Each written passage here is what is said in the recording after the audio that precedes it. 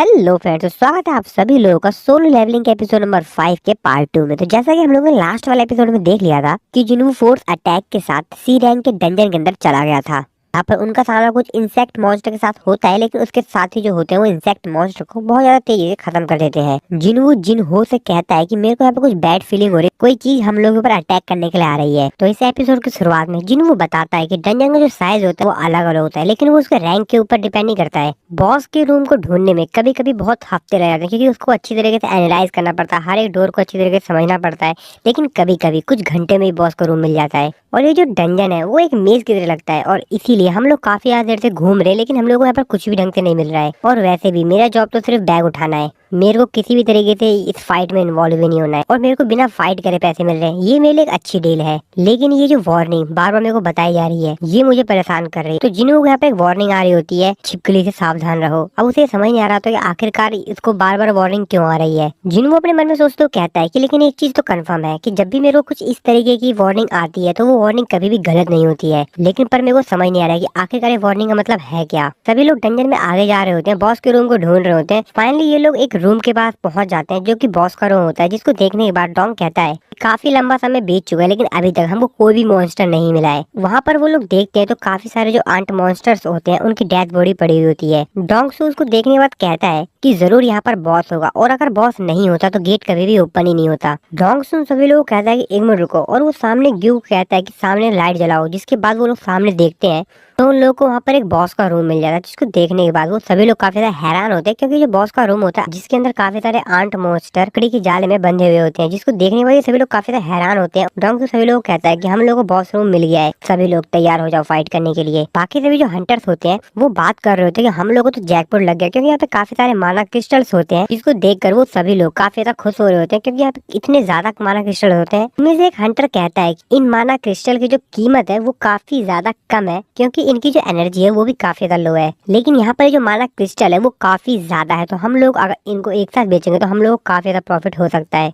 इनमें से जो हंटर होता है वो डोंग सू से कहता है कि डोंग सू, अगर तुमको इतने सारे पैसे एक ही दिन में मिल जाएंगे, तुम्हारा यंगर ब्रदर जो है वो जरूर तुमसे जेलस हो जाएगा। डोंग सू माना क्रिस्टल की तरफ देखते हुए कहता है, हुआंग डोंग सू, तुम हरदम सही नहीं थे। तुम मेरे को हरदम इग्नोर किया करते थे, सिर्फ इसीलिए क्योंकि तुमको हाई रैंक मिली थी, और तुम सिर्फ पैसे कमाने के लिए अमेरिका चले गए। और अब मैं इस सिचुएशन का फायदा उठाऊंगा, जिससे कि मैं अपनी जो स्क्वाड की मैन पावर है उसको बढ़ा लूंगा, और फिर मैं तुमको बताऊंगा कि मैं कितना ज्यादा पावरफुल हूँ। जिन्हों का जो कांटेक्ट होता है उससे मांगता है, उससे कहता है कि तुमने जो सेकंड पेपर का कांटेक्ट किया था मेरे को वो दिखाना। जिसके बाद वो कहता है कि मेरे को यहाँ पर चेक करना है। जिन्हो डोंग सू से कहता है कि सर मेरे को आपसे कुछ पूछना है। जिसके बाद उससे पूछता है कि ये जिन्हो का कॉन्ट्रैक्ट है, और इसमें जैसे कि लिखा हुआ है हम लोगों को जो कुछ भी मिलेगा मैजिक क्रिस्टल जो कि मॉन्स्टर से मिलेगा, उसके अलावा उसको कुछ भी नहीं दिया जाएगा। फिर यहाँ पर चल क्या रहा है, और इसके हिसाब से इसका मतलब ये है कि जो माना क्रिस्टल है वो हम लोगों में से 10 में नहीं बल्कि 9 में बांटा जाएगा। इसकी बात सुन के डोंग सू कहता है अरे हाँ बिल्कुल, ये सब 10 में बांटा जाएगा। इसके बाद ये लोग सामने वहाँ पे डंजन का जो बॉस होता है, स्पाइडर मॉन्स्टर होता है, उसको देखता है, जिसको देखकर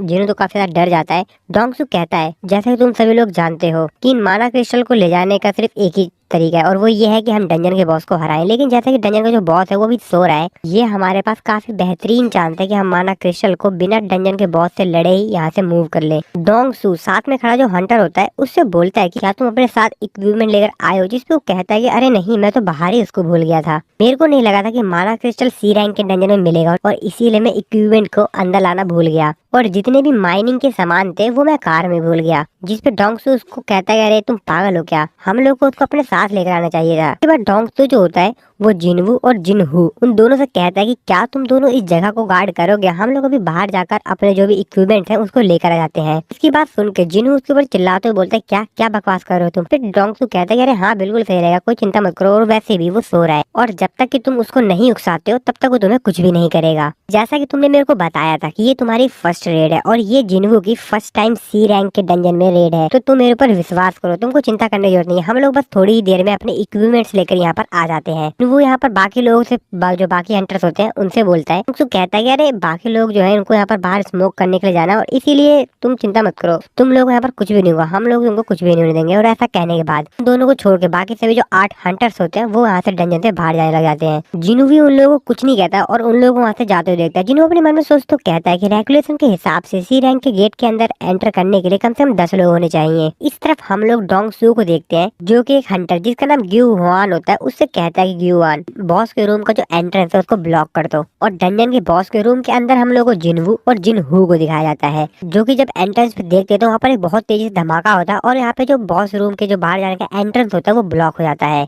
तो देखने के बाद जिनहू जो होता है वो तो काफी ज्यादा परेशान हो जाता है और चिल्लाते हुए कहता है क्या। अपने मन में सोचते कहता है कि वो बास्टर्ड, मुझे मालूम था वो लोग कुछ ऐसा ही करेंगे। और फिर जिन्हों को याद आता है कि असल में उसको जो लिजार्ड की वार्निंग आ रही थी कि लिजार्ड से सावधान रहो, वो कौन थे, वो कहता है कि वो बास्टर्ड्स वही थे वो लिजार्ड्स। जिन्हों को अपने एक साथी हंटर की बात याद आती है जहाँ पर उस हंटर ने उसको बताया था कुछ बार तुमको ऐसे बास्टर्ड्स लोग मिलेंगे जो कि छिपकली की तरह होते हैं। जैसे कि तुमको पता है कि एक बहुत ज्यादा खतरनाक जॉब है, डंजन के अंदर एक्सीडेंट्स होना बहुत ज्यादा कॉमन बात है। अगर किसी प्रकार का क्राइम भी हो जाता है तो बहुत ज्यादा कठिन है कि तुम उसको प्रूव कर सको। डंजन्स के अंदर कोई भी सीसीटीवी कैमरा जैसी चीज नहीं होती है कि तुम डंजन के बाहर से सब कुछ अंदर का नजारा देख सको, इसीलिए हंटर्स को कोई भी नहीं रोक सकता, कोई भी नहीं। और तुम जैसे कमजोर लोग को जब चाहे बाहर किया जा सकता है। अगर तुम बेकार हो, तुम उनके किसी भी काम के नहीं हो तो तुमको वो साइड में फेंक देंगे। जैसा कि छिपकली अपनी पूंछ को काट कर पीछे छोड़ देती है, इसीलिए मैं तुमको बता रहा हूँ कि काफी ज्यादा सावधान रहना, तुम इस दुनिया के सबसे वीकेस्ट हंटर हो।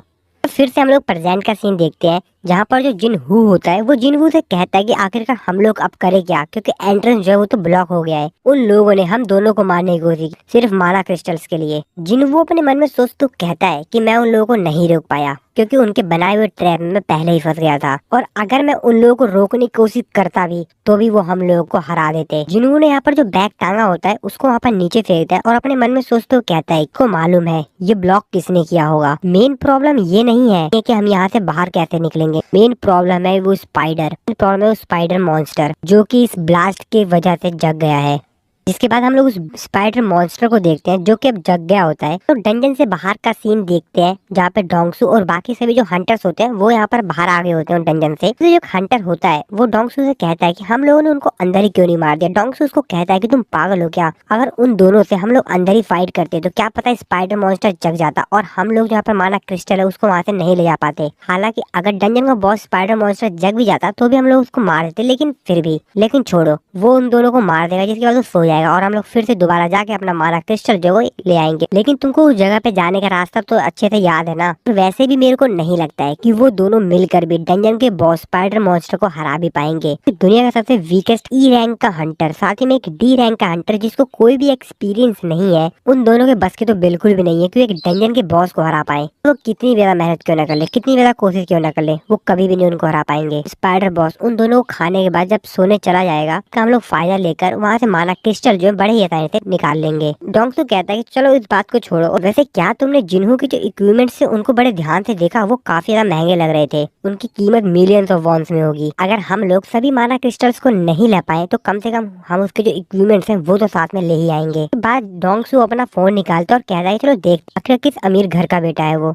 कम से कम उसके फ्यूनरल में तो जा पाएंगे। उनमें से जो एक हंटर होता है ग्यूवान, वो डोंगसू से कहता है कि वैसे स्पाइडर बॉस जो होगा वो उस धमाके से काफी ज्यादा गुस्से में हो गया होगा, है ना। डोंगसू ग्यूवान से बोलता है क्या तुम्हें इतना ज्यादा कॉन्फिडेंस होगा कि तुम उस बॉस मॉन्स्टर को खुद अपने दम पे हरा पाओ। ग्यूवान से कहता है कि नामुमकिन। डोंगसू कहता है कि मेरे पास भी इतना कॉन्फिडेंस नहीं है, आखिरकार बॉस तो बॉस ही होता है, इससे कोई भी फर्क नहीं पड़ता है कि वो कितनी ज्यादा मेहनत करते हैं, वहाँ से कभी भी जिंदा वापस नहीं आ सकते। इसके बाद हम लोग डंजन के अंदर का सीन देखते हैं जहाँ पे जिनहू और जिनवू दोनों उस बॉस मॉन्स्टर के सामने खड़े होते हैं। जिनवू के सामने आता है और कहता है कि तुम मेरे पीछे रहना, मैं कुछ सोचता हूँ और इस बॉस मॉन्स्टर को हराने का ट्राई करता हूँ। जिनवू स्पाइडर मॉन्स्टर के साथ देखते हुए उसको अच्छी तरीके से एनालाइज करता है और कहता है कि इसकी काफी सारे आंख है, मुंह भी काफी ज्यादा खतरनाक है, इसका साइज तो काफी ज्यादा बड़ा है, इसकी स्ट्रेंथ अलग ही लेवल की है। के बाद जिनवू जो होता है वो जिनहू से कहता है कि तुम यहीं पे रुको। उसके पास जो छोटा डैगर होता है उसको निकालते हुए कहता है कि ये मेरा है। जिनवू जिनवू से बोलता है कि आखिर तुम क्या करने की कोशिश कर रहे हो। जिनवू से बोलता है कि मारने की, मैं स्पाइडर बॉस को खत्म कर दूंगा। की बात सुनकर जिनवू की तो हालत खराब हो जाती है और वो कहता है तुम पागल तो नहीं हो गए हो। जिनवू उससे कहता है अगर तुम सी रैंक के बॉस को अपने दम पे हराने की सोच रहे हो तो ये नामुमकिन है,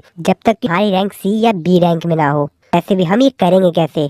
वो भी अपने मन में सोच तो कहता है कि मेरे को भी लगता है कि हमको यहाँ से भागने की सोचनी चाहिए। डबल अवेकिंग होने के बाद भी मैं काफी ज्यादा कमजोर हूँ। वो अपने मन में सोच तो कहता है कि मेरे को ज्यादा प्रेशर फील नहीं हो रहा है और मेरे को लगता है कि मैं शायद को हरा पाऊँ। इंस्टेंट डंजन के अंदर मैंने ब्लू पॉइजन फैंग रसासा को हराया था, वो भी ई रैंक के बॉस जितना स्ट्रॉन्ग था, और गोलम बॉस जो कि डी रैंक का था। इन लोगों की तुलना में ये काफी ज्यादा स्ट्रॉन्ग है। जिन्हों अपने डैगर को काफी ज्यादा तेजी से अपने हाथ में पकड़ लेता है और बॉस की तरफ जाते हुए कहता है कि मेरा करंट लेवल जो है वो 18 है और सी रैंक के जो बॉस का लेवल है वो मेरे से डबल है। स्पाइडर बॉस के ऊपर अटैक कर देता है और अपने मन में सोच तो कहता है कि मेरा अटैक जो है वो वर्क कर गया। का फैंग काफी ज्यादा बेहतरीन वीपन है।